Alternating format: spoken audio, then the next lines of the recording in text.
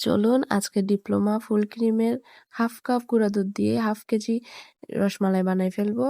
আসসালামু আলাইকুম। আপনাদের সবাইকে আবারও স্বাগতম জানাচ্ছি নতুন একটি রেসিপিতে। আশা করি আপনারা সবাই ভালো আছেন।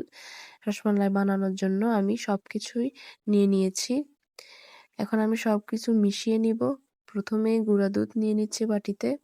1/2 কাপ পরিমাণে নিয়েছি, বেশি না। এরপরে 1/2 চামচ বেকিং পাউডার দিয়ে দিচ্ছি, 1 চামচ পরিমাণে ময়দা দিয়ে শুকনো উপকরণগুলো মিশিয়ে নিব। এখানে এখন এ পর্যায়ে দিয়ে দিব 1 চামচ পরিমাণে ঘি। ঘিটা দিয়ে ভালোভাবে মিশিয়ে নিব।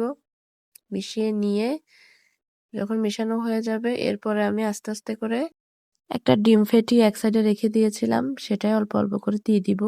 প্রথমে পুরোটা দিতে যাবেন না, এতে বেশি হয়ে যাবে। কারণ যেহেতু আমি এখানে 1/2 কাপ পরিমাণে দুধ নিয়েছি, আমার থেকে একটা ডিম লাগবে না। অর্ধেকটাই হয়ে গিয়েছে দেখুন।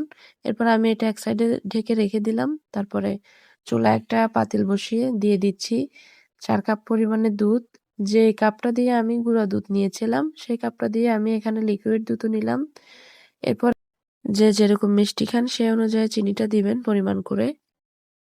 চিনিটা দিয়ে দিলাম। এরপরে দুধটা ঘন হওয়ার জন্য আমি এখানে কিছুটা কনডেন্স মিল্ক দিয়ে দিলাম। দিয়ে ভালোভাবে নেড়ে নিব।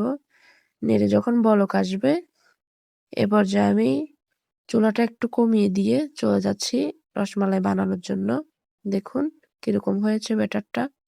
এরপর আমি হাতে একটু করে ঘি মেখে নিয়ে তারপরে আস্তে আস্তে করে ছোট ছোট করে বানিয়ে নিচ্ছি। দেখুন, আপনারা চাইলে লম্বা শেপও দিতে পারেন, আমি গোল শেপ দিচ্ছি। এরপর আস্তে আস্তে করে সবগুলো বানিয়ে নিব, নিয়ে চলে যাব দেওয়ার জন্য চুলাতে। এ পর্যায়ে রসমালাইগুলো দুধের ভিতর দিয়ে দিচ্ছি। চুলাটা একটু হাই হিটে রাখতে হবে আর ঢাকনা দিয়ে দিতে হবে। যখন উতরাবে তখন ঢাকনাটা খুলে ফেলতে হবে। দেখুন কতটা ফুলে গেছে রসমালাইগুলো, দেখতেও কতটা লোভনীয় লাগতেছে। 5 মিনিটেই তৈরি হয়ে যাবে। রেসিপিটি যদি ভালো লেগে থাকে তাহলে অবশ্যই লাইক দিবেন এবং শেয়ার করবেন এবং আমাদের চ্যানেলটি সাবস্ক্রাইব করে আমাদের পাশেই থাকবেন। আল্লাহ হাফেজ।